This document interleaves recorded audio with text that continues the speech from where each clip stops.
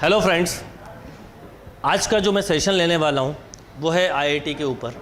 Last 1 month से मैं आप लोगों के साथ डायरेक्टली इनडायरेक्टली जुड़ा हुआ हूँ और मुझे आपके बहुत पॉजिटिव रिस्पांस मिले, बहुत पॉजिटिव फीडबैक्स मिले, आपने बहुत पॉजिटिव मैसेज कमेंट्स दिए, लाइक किए, उससे मुझे बहुत मोटिवेशन मिला। जैसे आपको मेरे वीडियो से मोटिवेशन मिलता है वैसे ही कहीं ना कहीं आपके पॉजिटिव कमेंट से मुझे भी मोटिवेशन मिला।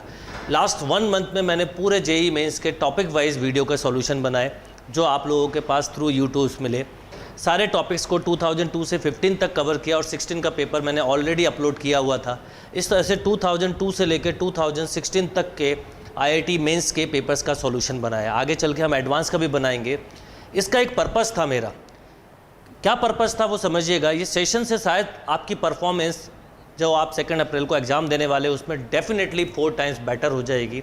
इसलिए सेशन को या मेरी बातों को बहुत ध्यान से सुनिए। आज का मेरा बेसिक ऑब्जेक्ट है how to perform extraordinary in IIT mains exam. Definitely आप आईआईटी मेंस में एक्स्ट्राऑर्डिनरी परफॉर्मेंस देंगे। नॉट ओनली अच्छी परफॉर्मेंस, मैं बोल रहा हूँ एक्स्ट्राऑर्डिनरी। कैसे वो समझिए। सबसे पहले जो लास्ट 15-16 ईयर के पेपर का मैंने सॉल्यूशन दिया आप लोगों को, उसका एक पर्पस था। बहुत सारे स्टूडेंट जो होते हैं आईआईटी की जो प्रिपरेशन कर रहे होते हैं मिसगाइडेड होते हैं। मिसगाइडेड क्या कि आईआईटी को एक बहुत अलग एग्ज़ाम समझते हैं या बहुत टफ एग्ज़ाम है या हमने ये नहीं किया, हमने ये नहीं किया। मैंने 16 ईयर के पेपर सॉल्व इसलिए किए कि सबसे पहले आप अगर किसी भी पेपर्स को, किसी भी टॉपिक को देखो, मैंने हर टॉपिक को बहुत अच्छे से डीपली कवर किया हुआ है, बहुत ही सिंपलेस्ट अप्रोच के साथ कवर किया, वो आपने फील भी किया होगा। हर क्वेश्चन का सबसे सिंपल सॉल्यूशन क्या हो सकता है वो भी आपने देखा होगा। बहुत मिनिमम थ्योरी के रिवीजन से मैंने करवाया। इसका मतलब ये हुआ कि आईआईटी मेंस में परफॉर्म करना, अभी मैं मेंस की ही बात कर रहा हूँ, आईआईटी मेंस या एडवांस दोनों में ये रूल अप्लाई होता है, पर अभी हम मेंस की बात करें तो आईआईटी मेंस में परफॉर्म करना कोई आपके लिए मुश्किल जॉब नहीं था, कोई टफ नहीं था। आप मोर देन 180, 200 प्लस मार्क्स ला सकते थे अगर आपका अप्रोच अच्छा हो, और आप लाएंगे, ये मेरा भरोसा है। अब देखिए, सबसे पहले देखें हम 2002 से 2016 तक के जो पेपर्स थे उसमें हर 4-5 ईयर बाद क्वेश्चन लगभग ऑलमोस्ट सेम आए हुए थे। यानी 2002 में जो क्वेश्चन है वही 2007 में, केवल डेटा चेंज है। जो 2006 में है वही क्वेश्चन 2010 में है। ये एक चीज़ है जो आपको ऑब्जर्व करनी चाहिए थी, जो मैंने वीडियो में बहुत ध्यान दिया है। सेकेंड इंपॉर्टेंट थिंग कि बहुत बड़ी बड़ी गाइड सॉल्व करने की ज़रूरत ही नहीं थी।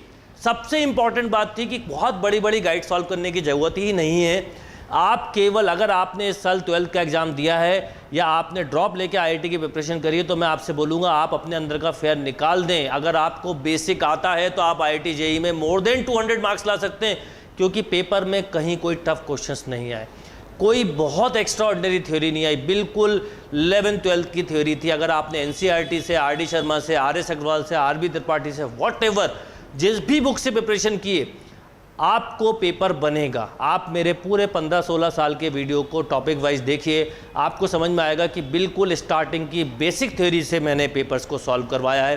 कोई डीप थ्योरी की ज़रूरत नहीं थी, पर बेसिक फंडामेंटल्स पे कमांड होना ज़रूरी है। और आई थिंक कि क्योंकि आप आईआईटी का एग्ज़ाम दे रहे हैं, अगर आपने 12th का एग्ज़ाम दिया तो अभी आप 12th से निकले हैं। अगर आप 12th दे चुके हैं तो इसका मतलब आपको 11th-12th का सिलेबस आता है, तो डरने की ज़रूरत नहीं है। सबसे पहले अपने माइंड को सेट करिए।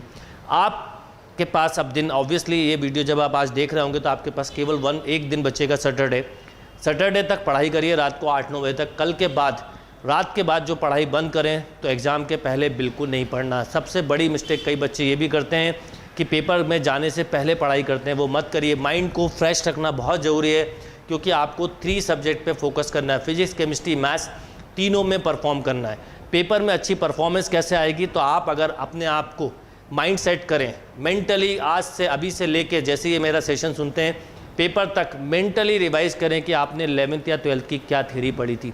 बेसिक थ्योरी से आप स्कोर लाएंगे, बड़ी बड़ी गाइड सॉल्व करने से स्कोर नहीं आएगा। प्रीवियस ईयर के पेपर्स आपने ऑलरेडी सॉल्व किए होंगे, और जो मैं बात मैथ्स के लिए बोल रहा हूँ वो बात फिजिक्स और केमिस्ट्री के लिए भी अप्लाई होती है। अगर आपने बेसिक फंडामेंटल्स पे अच्छा कमांड किया तो घबराने की ज़रूरत नहीं है। बहुत पॉजिटिव माइंड से पेपर देने चाहिए। जब आपको पेपर मिलेगा तो डेफिनेटली पेपर आते ही क्या होता है, हमारा एटीट्यूड ही है जो हमें परफॉर्मेंस देता है। पेपर आते ही मैंने देखा है, जो ऑब्जर्व किया, या मैं इतने सालों से पढ़ा रहा हूँ तो बच्चों में सबसे पहले हम देखते हैं हमें क्या नहीं आता, यहीं से आपका समझ लीजिए पेपर बिगड़ना चालू होता है। अगर आप ये देखेंगे कि क्या नहीं आता है तो फिर जो आता है वो तो भूलेंगे ही, पर जो नहीं आता वो भी नहीं कर पाएंगे, और यहीं से हमारा डाउनफॉल चालू होता है। हमें इसी बात को कैच करना है। मतलब पेपर आते ही हमें ये नहीं देखना क्या नहीं आता, हमें ये देखना हमें क्या आता है, और जो आता है उसमें भी सबसे अच्छा क्या आता है, हम उस ऑर्डर को लेके चलेंगे। ऑब्वियसली केमिस्ट्री आपका सबसे ज़्यादा टाइम सेव करेगा। जितना आप केमिस्ट्री में टाइम सेव करेंगे वो कहीं ना कहीं मैथ्स या फिजिक्स में हेल्प करेगा। फिजिक्स में न्यूमेरिकल प्रॉब्लम्स में कई बार टाइम लगता है। आपको एक सिलेक्शंस आपका बहुत क्लियर होना चाहिए। पहले 5 से 10 मिनट आपको इसी बात पे देना है, पेपर की स्कैनिंग करके कि ऑर्डर ऑफ अटेम्प्ट क्या होगा। याद रखिए 1 से 90 नहीं जाना है। Depend on paper, depend on topics, depend on command your question. इस पे डिपेंड करेगा कि आप पेपर को स्टार्ट कैसे करेंगे। हो सकता है क्वेश्चन नंबर 27 पहले करें फिर 41 करें, पर वैसे पर्सनली सजेशन है एक एक सेक्शन करेंगे तो अच्छा रहेगा। फिजिक्स कर लें पहले, केमिस्ट्री कर लें, मैथ्स कर लें, केमिस्ट्री फिजिक्स मैथ्स, जो भी ऑर्डर रखना हो।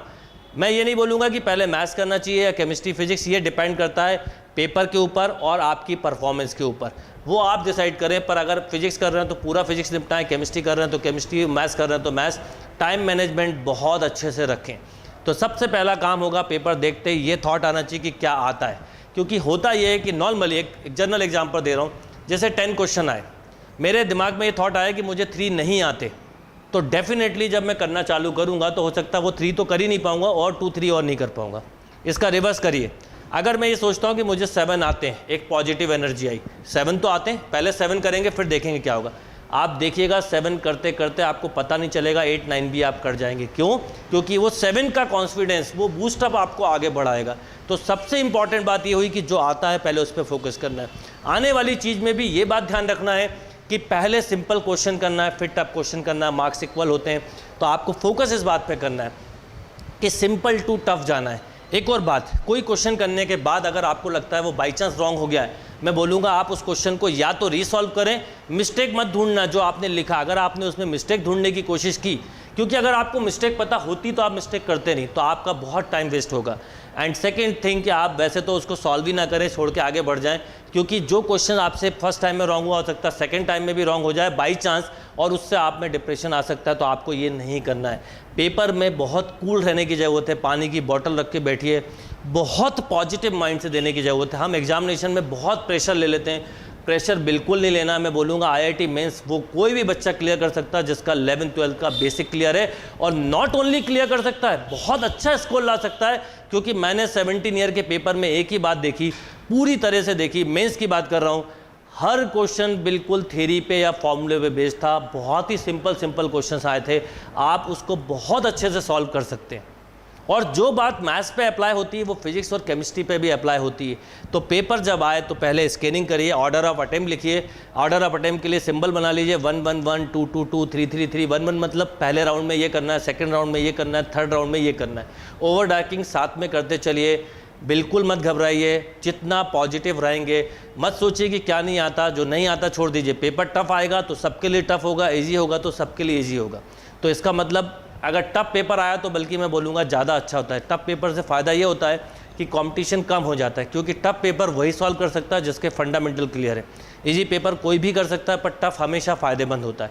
पर वॉटएवर जो भी आए, टफ आए इजी आए, डजेंट मैटर ये करता है कि आप पेपर में कैसे परफॉर्म कर रहे हैं। तो ऑर्डर अच्छे से सिलेक्ट करिए, बिल्कुल मत घबराइए, बहुत पॉजिटिव माइंड से पेपर दीजिए, और लास्ट डे में आप अपनी पढ़ाई पूरी बंद कर दीजिए, एंजॉय करिए, घूमिए, मंदिर जाइए, जो करना है वो करिए, थोड़ा खेलिए, इंटरटेनमेंट करिए, माइंड को रिलैक्स करिए। अगर आपने माइंड को रिलैक्स नहीं किया तो आपका परफॉर्मेंस डाउन होगा।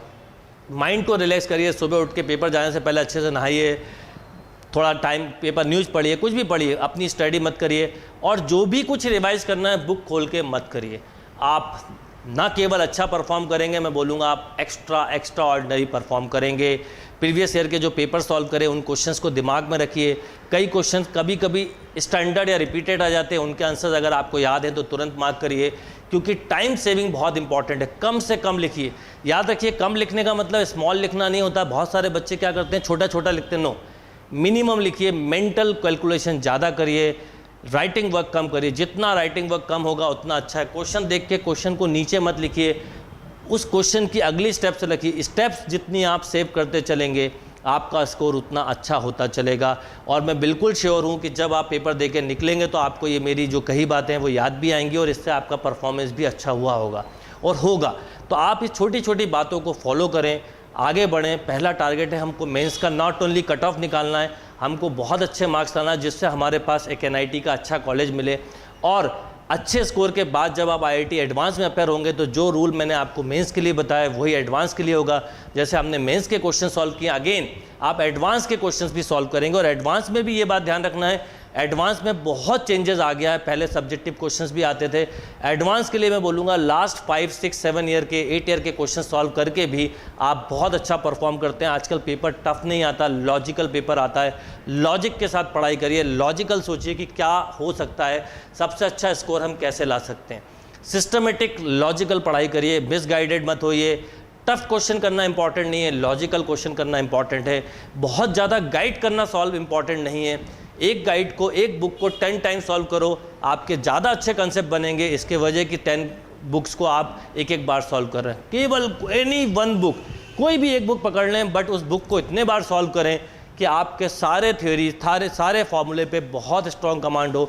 आपको फॉर्मूले के लिए थॉट प्रोसेस नहीं होना चाहिए। मतलब जैसे मेरे साथ होता है, कोई क्वेश्चन करता हूँ तो मुझे फॉर्मूले का दिमाग में नहीं सोचना पड़ता है, क्योंकि फॉर्मूला ऑलरेडी है। और ऐसा नहीं इतने साल से पढ़ा रहा हूँ, मैं पहले साल से जब से पढ़ा रहा हूँ, जब से ही ऐसा है। तो फॉर्मूले पे बहुत स्ट्रॉन्ग कमांड होना चाहिए, फॉर्मूले पे थॉट प्रोसेस आना चाहिए, अप्रोच पे ध्यान होना चाहिए, इंटरकनेक्शन बिटवीन टॉपिक्स क्लियर होना चाहिए। कैलकुलस कर रहे हैं तो ट्रिग्नोमेट्री के फॉर्मूले, इन्वर्स के फॉर्मूले बहुत स्ट्रॉन्ग होना चाहिए। कैलकुलस अपने आप में कुछ है ही नहीं। तो जो टॉपिक आप कर रहे हैं उससे रिलेटेड इंटरकनेक्शंस जो हैं वो भी बहुत क्लियर होना चाहिए। पॉजिटिव रह के पेपर्स देंगे तो आपका पेपर बहुत अच्छा रहेगा। और मैं आप सबको शुभकामनाएं देना चाहता हूँ, ऑल द बेस्ट बोलना चाहता हूँ। बेस्ट परफॉर्म करिए। जो आपने इतने दिनों से जो वीडियो देखे हैं, जो मैंने आपको सॉल्यूशन अप्रोच बताई है, उनको दिमाग में रख के उसी अप्रोच के साथ पेपर ट्राई करें। आप बेस्ट परफॉर्म करेंगे, नो डाउट। बिल्कुल डरने की ज़रूरत नहीं है। ऑल द बेस्ट और बहुत अच्छा पेपर दीजिए और अच्छे से अच्छा स्कोर लाइए। फिर हम एडवांस की भी इसी तरह से प्रिपरेशन करेंगे। Thank you and all the best once again.